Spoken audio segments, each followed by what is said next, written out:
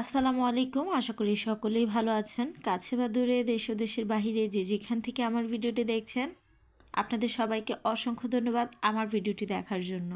প্রতিদিনের ন্যায় নতুন আরও একটি ভিডিও নিয়ে চলে এলাম আপনাদের মাঝে। আশা করি আমার ভিডিওটি আপনাদের কাছে ভালো লাগবে। ভিডিওর শুরুতেই কিন্তু আমি অগোছালো বিছানাটাকে চুটকি মেরে ক্লিন করে নিয়েছি। ভিডিওতে যেমন চুটকি মেরে ক্লিন করতে খুবই সহজ মনে হয়েছে, বাস্তবে কিন্তু খুবই কষ্ট হয়েছে বিছানাটা পরিষ্কার করতে। যাই হোক, বিছানাটা তো পরিষ্কার করে নিয়েছি, মানে চাদরটা উঠিয়ে একটা ধোয়া চাদর বিছিয়ে দিয়েছি। এরপরে আমার দুই ছেলে বারান্দায় ছিল, তো বড় ছেলেকে ডেকে এনে পর্দাগুলো সরিয়ে নিলাম। তো আমার দুই ছেলেকে আমি বারান্দায় আমার একটা পুরাতন ওড়না দিয়ে দোলনা বেঁধে দিয়েছি। তো আমার ছেলেরা কিন্তু সেই দোলনাতেই বসে বসে খেলাধুলা করে আর কি সারাদিন বারান্দায়। যাই হোক, এরপরে এই তো আমি আমার আধোয়া চাদরগুলোকে ভালো করে ধুয়ে নিচ্ছি।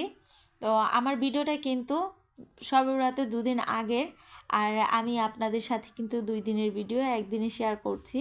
তো আশা করি আপনারা বুঝে নেবেন। এই তো আমার বিছানাটা ক্লিন করে আমি যে চাদরটা উঠিয়ে রেখেছিলাম সেটা কিন্তু রাতের বেলায় আমি ভিজিয়ে রেখেছিলাম। পরের দিন সকালবেলা এই তো আমি চাদরটাকে ধুয়ে নিচ্ছি। তো সকাল সকাল যদি জামা কাপড়গুলো ধুয়ে নিই, এরপরে কিন্তু বাকি কাজগুলো করতে সহজই মনে হয়। তো আমার কাছে সবচেয়ে বেশি কষ্টদায়ক হচ্ছে কাপড় চোপড় ধোয়া। তো এতদিন তো মেশিন ছিল, টের পাইনি। এখন হচ্ছে নিজের কাপড় নিজের হাতেই ধুতে হচ্ছে। আর এই তো আমার এই মশারিটা প্রায় 1 মাসের মতো হয়ে যাবে ধোয়া হচ্ছিল না। তো সকাল সকাল উঠেই মশারিটাকে ভিজিয়ে দিয়েছিলাম। আর এই তো এখন হচ্ছে মশারিটাকে আমি ধুয়ে নিচ্ছি। যদিও অত একটা ময়লা হয়নি, তবুও উপর সাইডটা একটু কালো হয়ে গিয়েছিল। তো সেটাকে আমি ভালো করে ডলে পরিষ্কার করে নিয়েছি। তো দেখতেই থাকুন, দেখতে দেখতে যদি আমার ভিডিওটি নতুন আপুদের কাছে ভালো লাগে, তাহলে আমার চ্যানেলটি সাবস্ক্রাইব করে আমার পাশে থাকার অনুরোধ রইল। এই তো এরপরে কিন্তু আমি মশারি চাদর সব কিছুই অফ ক্যামেরায় ধুয়ে নিয়েছি। আর এই তো আমার নামাজের জন্য নামাজের যে জামা পায়জামা তারপর হিজাব বানিয়েছি, তো সেগুলোকেও ধুয়ে নিচ্ছি। এরপরে আমি 2টা জায়নামাজ ছিল, তো সেগুলোকেও আমি ধুয়ে নিয়েছি। আসলে রমজান আসবে আসবে বলতে বলতে রমজান এসেও গেছে। রমজানের ভিতর রোজা রেখে তো আর ভারী কাজগুলো করা সম্ভব নয়, তাই ভারী যে সমস্ত কাজ আছে সেগুলোকে একটু একটু করে আমি এগিয়ে রাখছি।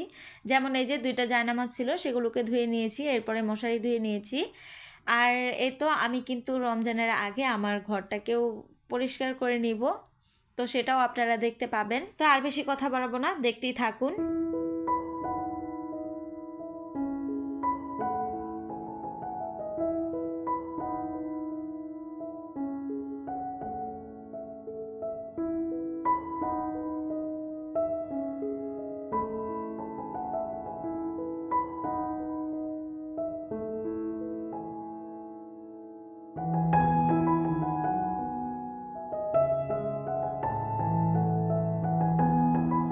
যতবারই কোনো কাজ করে সফলতার দোয়ার পর্যন্ত পৌঁছেছি বা সফলতার কাছাকাছি এসেছি, ততবারই যারা আমার সাথে খারাপ ব্যবহার করতো, যারা আমাকে একসময় বলতো আমি কোনো কিছু পারবো না, তারাই আমার সাথে এমন ভালো ব্যবহার করতো বা এমনভাবে আমাকে আঁকড়িয়ে ধরে যাতে করে আমি আর সামনের দিকে এগোতে না পারি, আর পিছনের দিকে তো যাওয়ার কোনো প্রশ্নই আসে না। তো প্রতিবারই তাদের ভালোবাসায় পড়ে, তাদের মায়ার ছলে পড়ে আমি সফলতার দুয়ারে আর যেতে পারি না, অর্ধেক পর্যন্ত এসে আটকে যাই। তো এবারও আমার সাথে ঠিক সেমটাই হয়েছে। যেমন আমি আমার আগের চ্যানেলটায় কিন্তু অনেকখানি আগিয়েছিলাম, তো সেইখানে আমার কিছু ভুলের জন্য আমি সেই চ্যানেলটা বাদ দিয়ে আবার নতুনভাবে শুরু করি।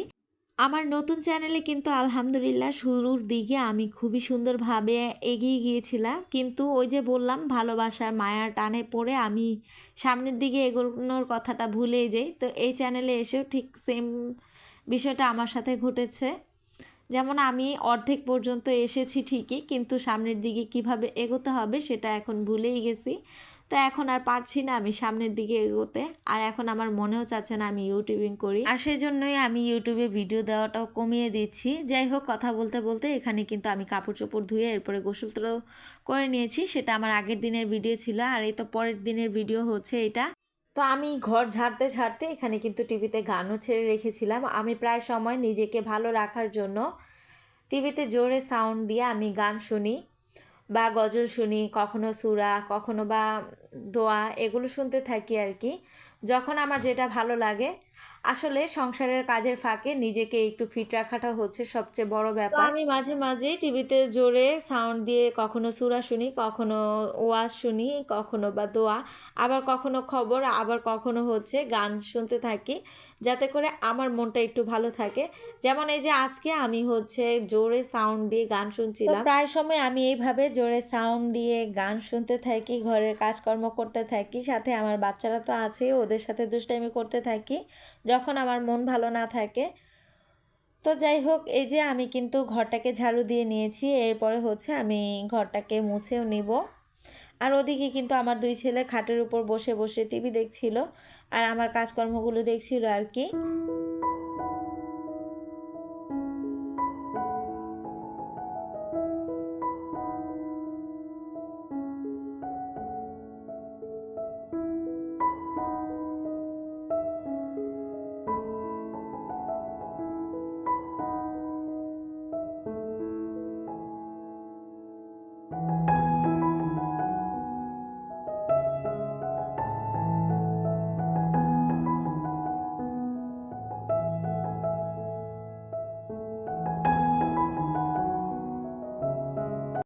তো ঘরটাকে তো ঝাড়ু দিয়ে নিয়েছি, আর এই তো এখন হচ্ছে আমি ঘরটাকে মুছে নিচ্ছি। তো আর 2 দিন পরেই যেহেতু শবে বরাত, শবে বরাতের উদ্দেশ্যে আর কি আমি ঘরটাকে মুছেছিলাম ভালোভাবে পাক পবিত্র করে, যাতে করে ঘরের কোনো স্থানে কোনো নাকপাকি না থাকে।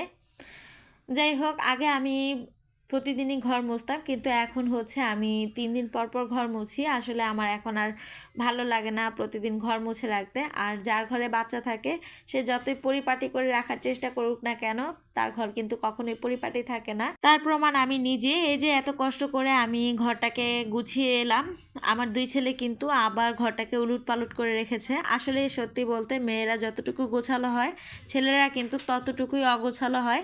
মেয়েরা কোনো কিছু করলে সেটাকে আবার গুছিয়ে রাখতে জানে, কিন্তু ছেলেরা কিন্তু কোনো কিছু যদি একবার উলট পালট করে সেটা আর গোছাতে জানে না। তো যাই হোক, আমার ঘরের বাচ্চা দুইটা যেহেতু ছেলে মানুষ, তো ওরা তো একটু উলট পালট করবেই, ওরা উলট পালট করবে আর আমার গুছিয়ে রাখতে হবে, এটাই হচ্ছে সবচেয়ে বড় কথা।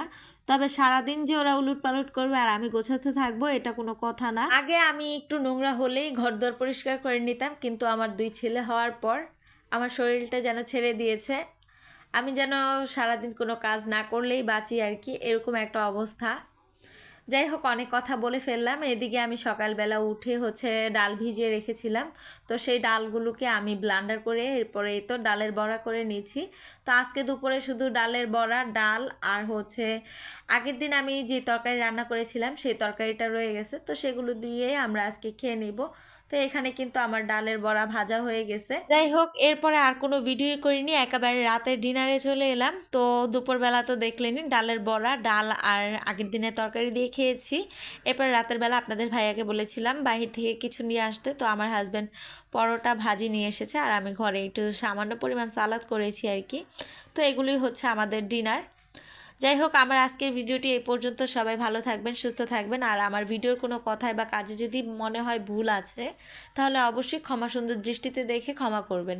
আল্লাহ হাফেজ অ্যান্ড আসসালামু আলাইকুম।